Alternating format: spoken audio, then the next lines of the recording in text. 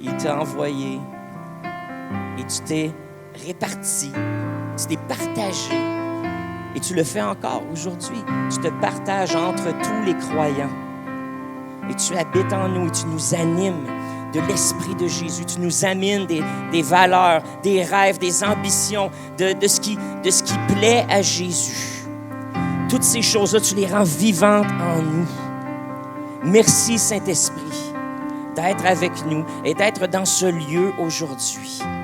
Guide-nous dans cette célébration. Guide-nous alors qu'on médite, on réfléchit, on prie, on loue.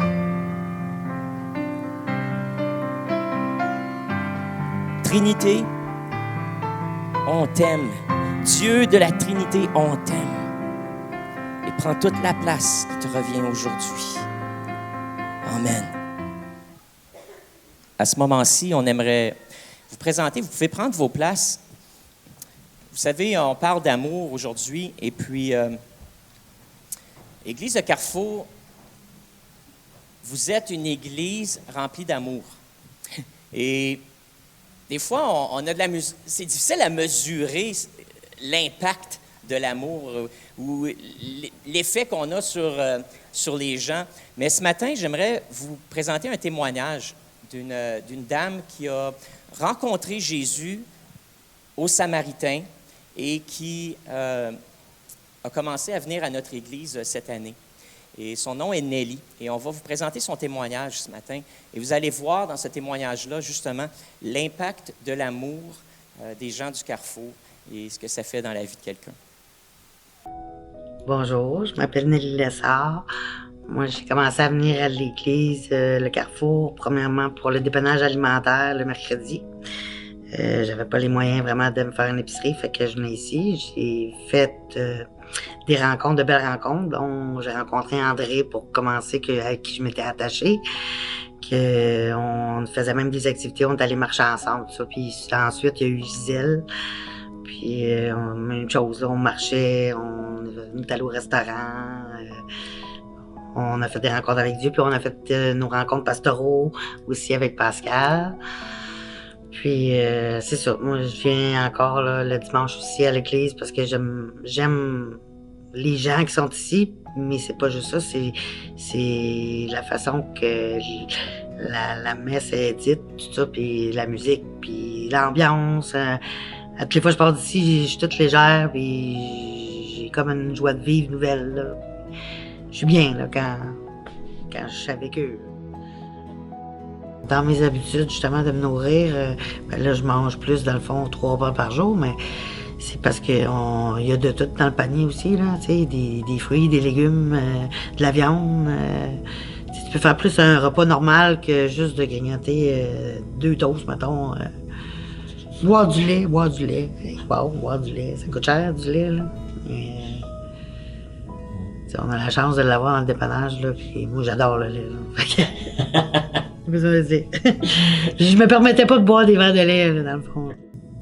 Mes problèmes de vie ont fait que j'ai dû avoir besoin du dépannage alimentaire, dont des dépendances à la drogue et tout ça. Ça fait que je suis venue ici, puis en venant ici, c'est ça, j'ai trouvé des ressources qui m'ont aidé à continuer d'avancer mieux là, dans la vie. Là. Ouais, c'est ça, le Samaritain, c'est vraiment pas comme ailleurs parce que les gens sont pas, c'est des gens de cœur. Fait que ça paraît que tout ce qu'ils font, dans le fond, puis quand ils te parlent, c'est dans les yeux, tu vois ça, là, ça pétille, puis c'est des gens de cœur, puis on est bien. On se sent bien, on se sent écouté, on se sent surtout écouté. On se sent pas jugé, puis on se sent accepté. Je suis de plus en plus proche avec mes émotions, ce que ça faisait longtemps que j'étais coupée de mes émotions, puis plus je viens, plus que je découvre une Nelly sensible, dans le fond, puis venir ici, dans le fond, puis de me sentir écoutée, c'est vraiment important parce que j'ai l'impression que dans ma vie, on m'a jamais vraiment écouté pour les choses importantes. Quand c'est vraiment important, premièrement, j'ai de la difficulté à m'exprimer puis à le sortir. Puis c'est ça, j'aime ça parce qu'on rit pas de moi quand je viens ici, peu importe ce que je vais dire, puis la manière que ça va sortir. C'est comme, je me sens écouter jusqu'au bout, puis ça fait du bien. Il y a une fois, je suis venu ici, puis j'étais en consommation, puis j'allais pas bien, puis j'étais arrivé, puis j'étais toute pognée par en dedans, ça faisait une grosse boule, puis je savais pas comme quoi faire, ni quoi dire, ni comment réagir. Puis André, elle l'a senti. Fait que Gisèle elle m'a proposé de parler avec André. Puis là, André et Gisèle sont montés en haut. On est venus à l'église, à fond. Puis ils m'ont permis de libérer ce qu'il y avait en dedans. Puis eux autres, ils m'ont juste écouté, là, genre. Puis ça m'a fait vraiment du bien, là. Ça a dégagé le nœud que j'avais en dedans, là. J'ai pu être capable de continuer d'avancer, là. J'avais comme trop de peine, là. J'étais trop d'accumulation, là. Ils m'ont sorti pas de Kleenex, puis... ça voulait dire, si t'as envie de pleurer, tu peux pleurer. Là. Ceux qui sont pour le Samaritain, ils ont une force, on dirait, d'aller lire dans toi, puis de savoir c'est quoi t'as besoin, ou qu'est-ce qui te manque. Puis quand ils s'approchent de toi, on dirait qu'ils viennent remplir ça, là. Ce manque-là, là, ou parler de ça, de donner la chance d'en parler, ou de trouver des solutions. Même Vanessa est à l'accueil, elle est secrétaire, là, puis on la croise, là, puis elle aussi, là, elle a comme de quoi de magique dans l'œil, comme une étincelle, puis le gros sourire, puis ça appartient à l'église du Carrefour, ça, là, quasiment, là, il vous dégagez quelque chose ici, là, qu'il n'y a pas ailleurs. Tu sais, on n'a pas beaucoup de gens comme ça, là. Ça fait peur, du coup, quand t'es pas habitué d'entendre parler de Jésus, Dieu, et tout ça, mais moi, j'avais déjà la foi en dedans de moi. Puis c'est ma mère qui m'a transmis ça. Fait... Mais pour quelqu'un qui n'a jamais entendu parler de Jésus ou de Dieu, c'est sûr que vous avez une bonne approche, là. Vous n'êtes pas harcelant, comme on dit, là. C'est pas... vous y allez, vous laissez la personne libre de s'ouvrir à Dieu ou pas, là.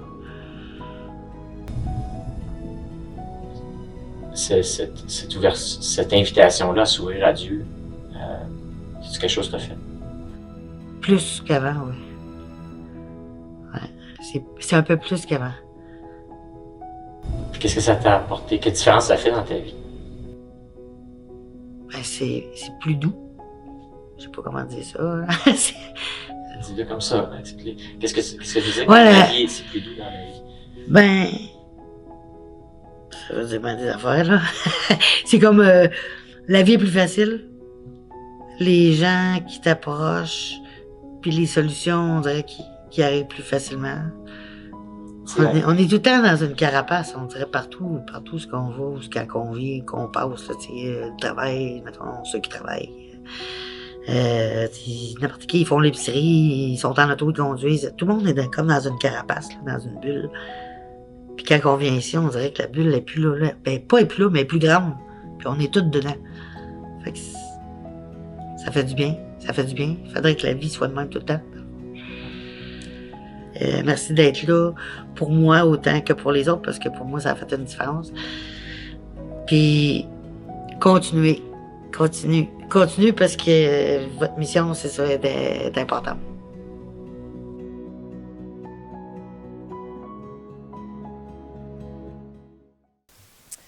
Alors, aujourd'hui, j'ai pensé vous apporter une petite parabole de Noël. Hein, on essaie toujours de penser au royaume de Dieu, à quoi ça a l'air. Puis Jésus, ça faisait partie de son approche. Hein. Jésus voulait souvent parler du royaume de Dieu. Et il nous disait, le royaume de Dieu est comme... Et puis là, il nous racontait une histoire. Alors aujourd'hui, j'aimerais vous dire que le royaume de Dieu est comme se rendre à la maison familiale pour Noël. On a hâte d'arriver chez papa et maman parce qu'il n'y a pas d'endroit aussi accueillant et réconfortant au monde. D'abord, il y a toujours de la place pour coucher et se reposer. Ils ont le tour de transformer leur nid vide en auberge de jeunesse. La chambre de couture retrouve ses origines de chambre à coucher. Le lit double qui a la forme d'une banane est parfait pour les couples épuisés par les responsabilités de la vie pour se coucher puis se coller. Des piles de draps fleuris bien propres et des oreillers moelleuses attendent patiemment dans un coin pour le moment où ils vont être déployés sur les sofas, les lits de fortune ou même sur le gros tapis shaggy du salon pour accommoder la visite. Une pile de bûches bien cordée près du vieux poêle à bois assurera que la maison reste bien chaude toute la nuit. Chez papa et maman, on ne met personne dehors. Chez papa et maman, il y a toujours des cadeaux pour tout le monde. Le sapin, c'est papa qui l'a choisi dans le bois à côté du chalet. Il est décoré avec les mêmes boules en verre qu'il y a 40 ans. Comment est-ce que maman a fait pour en garder autant après que les enfants en aient cassé à chaque année? En se tiraillant dans le salon, bien sûr. Ça tient du miracle. La guirlande d'ampoules incandescentes dans le sapin fonctionne encore. Papa sait que les LED sont bien plus économiques, mais il dit que ça brille pas pareil. Les cadeaux sont disposés de façon esthétique autour du sapin, en forme de petits murets. C'est peut-être comme ça que maman protège les boules. Chaque paquet est soigneusement emballé avec du papier, du ruban et un chou qui match. Ils portent tous des petits écriteaux avec le nom de leur destinataire. Mais il y a aussi un cadeau ou deux sans nom, au cas où un des petits-enfants arrive avec un copain ou une copine à l'imprévu. Personne ne se sent exclu chez papa et maman. À la maison familiale, tous mangent à leur faim. Dans la cuisine, la dinde est bien farcie et prête à se faire bronzer sur un lit de légumes et d'herbes de Provence. Maman est en train de décorer la bûche de Noël avec de l'écorce en chocolat, pendant que papa, qui est rarement dans la cuisine, offre une prestation impeccable, à la fois de sous-chef et de plongeur. Pour l'instant, ils couvrent les dernières tourtières de leur couronne de pâte en prenant soin de faire des petits sapins à des petites fentes sur le dessus en forme de sapin. La grande table prend toute la salle à dîner. Elle est faite de planches de plywood vissées sur des chevalets. Cependant, elle est parfaitement déguisée d'une nappe royale rouge avec le chandelier de l'Avent en plein centre. Ce soir, comme veut la coutume, papa va allumer la 5e chandelle pour souligner le jour de la naissance de Jésus. Maman a sorti sa belle vaisselle et l'argenterie qu'elle réserve pour les fêtes. Il y a des petits chocolats en forme de bonhomme de neige dans chaque assiette. C'est pas rare que les parents vont inviter un voisin qui est seul pour Noël à se joindre au repas. Ils le traitent comme de la famille. Parce que chez papa et maman, personne ne se sent trop. Chez papa et maman, il y a toujours de la vie. Par les fenêtres, on voit à peine en dedans parce que l'odeur enivrante de la viande et des épices qui mijotent lentement se colle aux vitres et se transforme à l'intérieur en buée et à l'extérieur en frima. Ce qui donne l'impression que les septuagénaires sont dans un rêve. Les gestes du vieux couple se déroulent en parfaite harmonie, alors qu'ils chantent en trio avec Fernand Gignac des cantiques de Noël qu'on n'entend plus de nos jours. Après le souper et les cadeaux, papa embarque sur son vieux piano de saloon et fait chanter des chants traditionnels à sa visite. Les habitués s'amusent à harmoniser. Il y a toujours un comique qui chante comme Elvis. Et papa, lui, garde une boîte avec toutes sortes de petits instruments comme des cuillères, des gazous, des hochets, des grelots et une petite tambourine pour que même les enfants fassent de la musique. Tous doivent participer avec leur voix ou leurs mains ou leur cœur. Personne ne reste dans son coin chez papa et maman. Chez papa et maman, la nuit est toujours éclairée de lumière. À l'extérieur, la neige couvre toutes les surfaces, autant les branches du gros érable à ceux que les fils électriques du voisinage. Papa a habillé la maison de ses décorations légendaires. Chaque angle du toit, chaque tour de fenêtre, chaque arbre et chaque buisson, même la remise au fond de l'entrée, sont illuminés par des globes multicolores. Au prix qu'est rendu l'électricité, il s'est décidé de se convertir au LED pour l'extérieur. À chaque saison, le monde vient encore d'un peu partout voir ce spectacle. Papa n'a jamais voulu mettre d'autres décorations que les lumières, des rubans, du sapinage. Il n'y a pas de Père Noël, ni de lutin, ni de reine. On pourrait dire que c'est un puriste. L'objectif est de mettre l'emphase sur le clou de son spectacle. Sa crèche grandeur nature. La remise au bout du driveway se transforme en étable, habitée par des personnages de la nativité. Tout a commencé quand papa est arrivé à la maison avec un mannequin d'un commerce qui avait fermé en ville. Il a ensuite créé le décor rustique de toutes pièces et maman a conçu les costumes.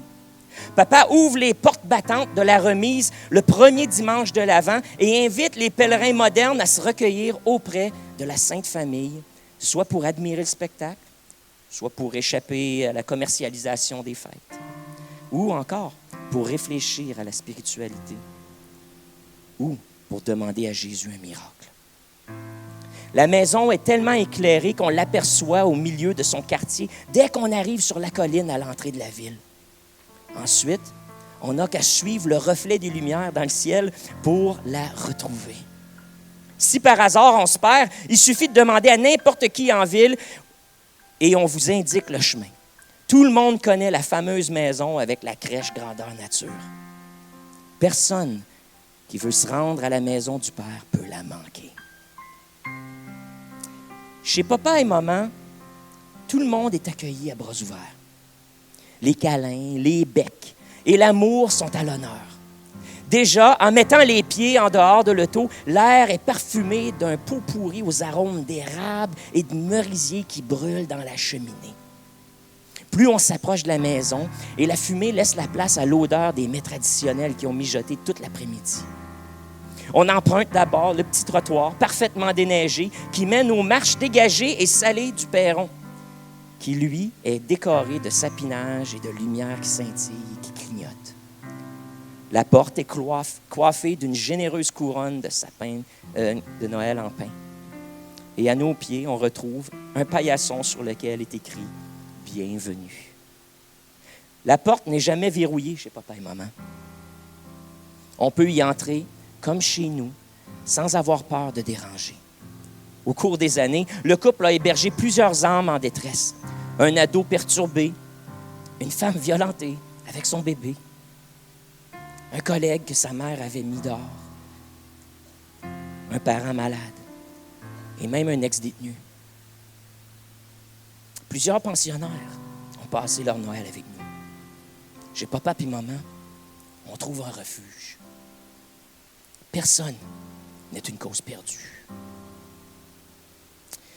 Quand vous arrivez à la porte et que papa vous ouvre, attendez-vous qu'avant d'entrer, il vous pose la même question qu'il demande à tous ses visiteurs durant le mois de décembre. Êtes-vous arrêté pour voir Jésus dans la crèche? Il insiste toujours que chaque invité a d'abord se recueillir devant la crèche ou la scène du premier Noël avant d'entrer chez lui. Je crois qu'il espère que les invités découvriront ce que lui a découvert il y a bien longtemps, soit le sens profond de Noël. Le message d'un Dieu créateur qui se préoccupe tellement de nous qu'il a choisi de prendre une forme humaine et de marcher dans nos souliers. Premièrement, pour mieux en pâtir avec nos défis, nos triomphes, nos peines.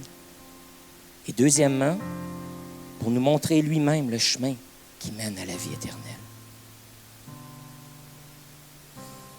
Chers amis, chers invités, mes frères, mes sœurs dans la foi,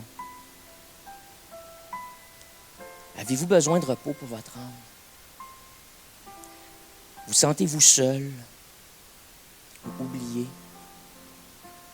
Avez-vous faim et soif de vraies réponses? Passez-vous votre temps à vous divertir pour ne pas avoir à penser à vos ennuis? Vous sentez-vous perdu et à la recherche d'un sens à votre vie? Avez-vous besoin d'un nouveau départ? Si vous avez dit oui à une de ces questions, c'est qu'il est temps de revenir à la maison familiale. Jésus, lorsqu'il était encore sur terre, a eu une autre conversation avec ses compagnons, où il leur annonçait sa mort imminente. Il a dit que vos cœurs ne se troublent point. Croyez en Dieu et croyez en moi. Il y a plusieurs demeures dans la maison de mon Père. Si cela n'était pas, je vous l'aurais dit. Mais je m'en vais vous préparer une place. Et lorsque je m'en serai allé et que je vous aurai préparé une place, je reviendrai et je vous prendrai avec moi, afin que là où je suis, vous y soyez aussi. Vous savez où je vais et vous en savez le chemin. Son disciple Thomas, il a dit, « Seigneur, on ne sait pas où tu t'en vas. Comment pouvons-nous en savoir le chemin? » Et Jésus lui a dit, « Thomas, je suis le chemin, la vérité et la vie. Nul ne vient au Père que par moi. Si vous me connaissiez, vous connaîtriez aussi mon Père. Et dès maintenant, vous le connaissez et vous l'avez vu. » Ouais, le royaume de Dieu, c'est comme retourner à la maison pour Noël. Hier, j'ai appris la nouvelle de notre sœur Denise Béliveau, qui est décédée. J'ai pas de détails. Pose-moi pas de questions après la réunion. J'ai aucun détail excepté le fait que son petit-fils a mis quelque chose sur sa page Facebook. Puis je l'ai aussitôt contacté pour voir comment notre Église peut supporter Denise. Savez-vous que durant les fêtes l'année passée, Denise Béliveau est entrée à l'hôpital et pendant qu'on était en train de la traiter, elle est morte. Et elle a expérimenté ce qu'on appelle un syndrome de mort imminente. Et elle est allée au ciel. Il n'y a pas beaucoup de monde qui le savent. Mais je rencontrais Denise périodiquement. Puis après les fêtes, elle m'a demandé de la rencontrer en janvier dernier. Puis c'est là qu'elle m'a raconté son histoire. Que justement, elle avait été très, très, très malade et puis qu'elle a eu une crise cardiaque le temps qu'elle était à l'hôpital, puis elle est littéralement morte. Et pendant qu'on faisait des techniques de réanimation puis tout ça, elle m'a raconté comment est-ce qu'elle s'est retrouvée dans la présence de Dieu. Et c'est intéressant parce que plusieurs de ces éléments-là qui sont dans la petite parabole que j'ai composée se retrouvaient dans son témoignage où elle était dans un endroit où elle était bien, dans la présence de papa. Et elle ne voulait pas vraiment revenir.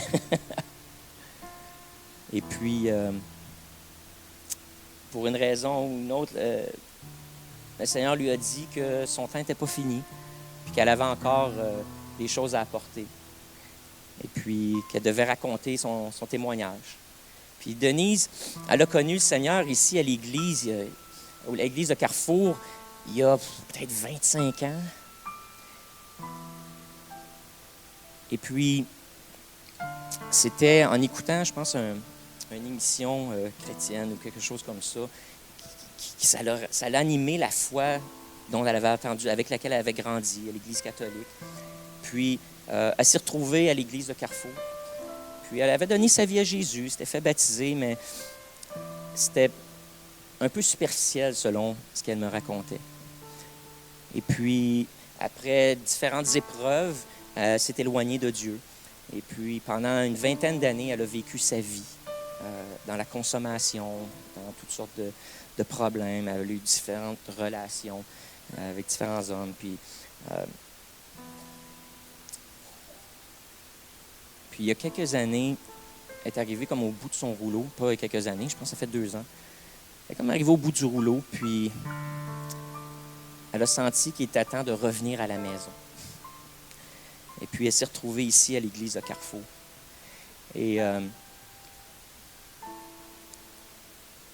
ne faisait pas confiance à personne, mais il y a eu une parole de connaissance ou une parole prophétique qui a été dite ce matin-là, qui était pour elle. Et puis, c'était de faire confiance et de s'ouvrir. Et elle avait perdu confiance un peu dans l'Église, en Dieu, dans la communauté chrétienne. Donc, la confiance était très difficile pour elle, mais ce matin-là, elle a reçu quelqu'un qui a prié avec elle, puis qui a dit « Fais confiance, ouvre-toi, parle ». Puis, ce matin-là, elle a avancé à l'appel, puis ensuite, elle a pris un rendez-vous avec moi. Elle dit « Je te connais pas, tu me connais pas, mais le Seigneur me demande de parler, de m'ouvrir, de raconter mon histoire. » Et puis, on a commencé à cheminer ensemble, comme ça, à faire de la guérison intérieure. Puis, là, j'ai vu que son expérience de foi était sincère. Elle a pu redonner sa vie à Jésus, se reconsacrer. Elle a vécu beaucoup de guérison intérieure. Elle a vécu de la délivrance aussi. J'ai chassé 4 démons de cette personne-là, qui avait connu la foi, mais qui s'était éloignée, puis elle avait trempé dans toutes sortes de choses pendant qu'elle, dans l'ésotérisme, puis dans toutes sortes de... Elle est arrivée à l'Église avec du bagage spirituel, puis du bagage émotionnel. On a pu cheminer avec elle, puis elle a vécu des délivrances. Je me souviens une journée où elle était dans mon bureau, puis écoute, on a prié, puis suite à la délivrance, elle dit « Pascal, il y a des couleurs. » Ça faisait des années qu'elle voyait comme à travers un voile gris, comme si c'était toujours nuageux dehors. Puis, cette journée-là, après on ait fait un processus ensemble, elle dit « Pascal, il y a des couleurs. » Puis elle regardait dehors, puis elle en revenait, puis elle était comme une petite fille. Peut-être comme quelqu'un qui est en train de voir des feux d'artifice, puis c'est comme, elle regardait dehors, puis elle voyait des nuances de couleurs qu'elle n'avait pas vues depuis une vingtaine d'années, à cause de l'oppression qui était sur elle, qui la gardait prisonnière et qui camouflait même la beauté de la création de Dieu. C'était un fait saillant pour elle. Puis c'est comme c'était en même temps prophétique face à sa vie avec Dieu. Puis elle a vraiment commencé à cheminer. Est-ce que sa vie est devenue parfaite du jour au lendemain? Non. Elle a vécu certaines guérisons physiques aussi, mais il y a d'autres choses qui étaient là et puis qui l'ont finalement emportée cette année. Elle avait été délivrée de la cigarette avec nous.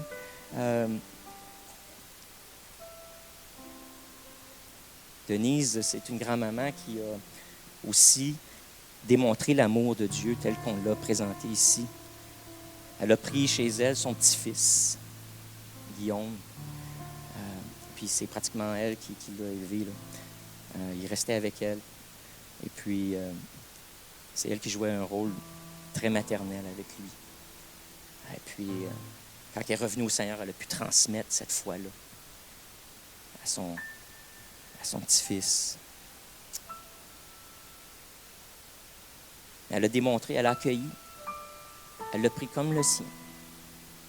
C'est ça une grand-maman. Hein? Chapeau à vous tous, les grands-mamans. Pas ça. Et aujourd'hui, Denise est entrée dans la maison éternelle. Et je suis un peu jaloux. Je l'aime, ma famille, j'aime mon chez-nous, je vous aime, j'aime ma vie. Mais en même temps, j'ai hâte de me retrouver dans une ambiance comme celle-là, comme celle du ciel. On essaie de l'imaginer, puis je pense que c'est peut-être la meilleure façon que j'ai de me la représenter avec cette parabole. et ces éléments-là. C'est comme ça que j'imagine le ciel. Alors ce matin, peu importe où vous êtes, peut-être tu nous écoutes aujourd'hui, tu vas voir cette vidéo en ligne, ou peut-être tu es ici avec la parenté, puis tu ne fréquentes pas d'église. La foi, c'est peut-être pas une priorité pour toi, mais ce matin, il y a quelque chose qui vient te chercher là-dedans. Tu te dis, moi, je suis prêt. Je suis prêt à rentrer à la maison. Je suis prêt à rencontrer Papa, le Père Céleste. Je suis prêt à rencontrer Jésus. Ou peut-être, tu as connu Dieu, mais tu veux pas, tu te sens un peu comme quelqu'un que ça fait longtemps qui a été déconnecté de la famille. Tu sais, puis qui arrive à un party des fêtes, puis c'est comme tu te souviens plus du nom de tes cousins, de tes cousines. Tu connais pas les histoires de tous et chacun parce que tu as vécu ta vie, puis tu n'as pas resté connecté à la famille. Puis là, tu arrives au party de Noël, puis c'est étrange un peu parce que le monde rit, il se compte des blagues, puis toi, tu n'étais pas là quand tu ne sais pas de quoi ils parlent parce que tu as manqué ces moments-là de la famille. Moi, je sais qu'en rendu au ciel, je ne veux pas être comme ça. Je veux connaître les blagues, je veux connaître les histoires de tous et chacun. Je veux être capable de rire avec la famille de Dieu. Je ne veux pas être comme un étranger qui arrive. Mais si tu te sens un peu comme un étranger, Jésus l'a dit lorsqu'il était sur terre. Tu veux connaître le chemin de la maison du Père, tu as juste à me suivre. Si tu me connais, tu connais le Père. Donc, moi, je suis une bonne représentation du Père. Donc, de commencer par connaître l'histoire de la vie de Jésus, c'est un bon début. Profites-en durant Noël. Profites-en. Prends une Bible ou écoute le film de Jésus. Écoute, le film de Jésus de 10 heures a joué cette semaine. J'étais en vacances aux États, puis ça jouait à la télé hier. Écoute un film de la Nativité, mais commence quelque part. Rapproche-toi de Jésus. Parce que Jésus a dit, si tu veux connaître le Père, bien, connais-moi, puis tu vas connaître le Père. Puis ensuite, deviens un imitateur de Jésus. Il est le chemin. Alors marche à sa suite. Marche à sa suite. Fais comme lui. Fais comme lui. Il est le chemin qui mène à la vie éternelle. C'est simple. C'est simple comme ça. Connais Jésus, puis ensuite, imite-le. Imite-le. Il est le chemin. Il est la vie. Ta vie va changer. Comme la vie de Nelly. Comme la vie de Denise. Ta vie va changer. Et tu ne seras plus un étranger. Et je vous invite juste à baisser vos têtes. Juste un instant. Puis on va faire simplement une prière. Et si ce matin, tu te sens un peu étranger avec Dieu, mais tu veux renouer, tu veux connaître cette ambiance-là, tu veux connaître ce que Denise a connu, tu veux connaître ce que Nelly a connu. Répète après moi.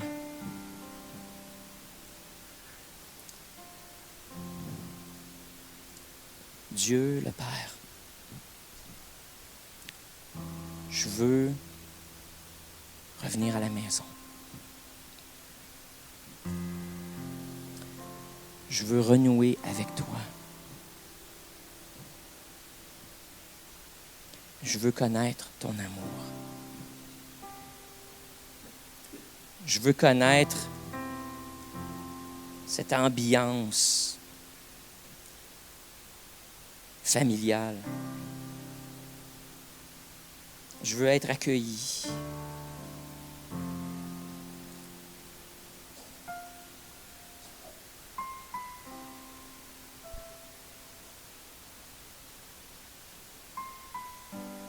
Alors aujourd'hui, je choisis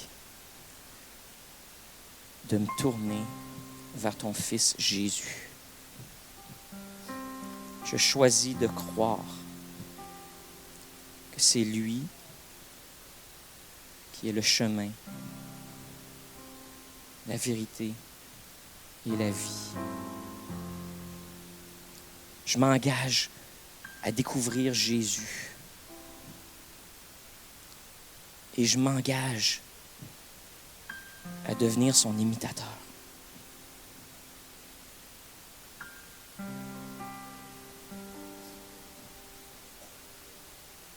Pardonne-moi. Pardonne-moi mes fautes, mes péchés, le mal que j'ai fait. Donne-moi une nouvelle chance.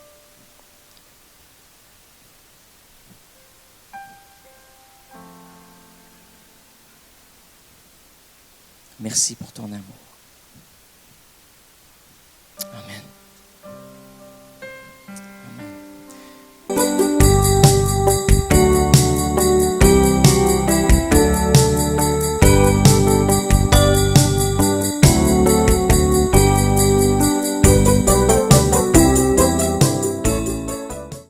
Si ce n'est pas déjà fait, prenez un instant pour vous abonner à notre page et n'oubliez pas de cliquer aimer avant la fin de l'enseignement. Si vous avez besoin de prière ou d'accompagnement spirituel, n'hésitez pas à communiquer avec nous à l'adresse courriel suivante: sos@lecarrefour.org.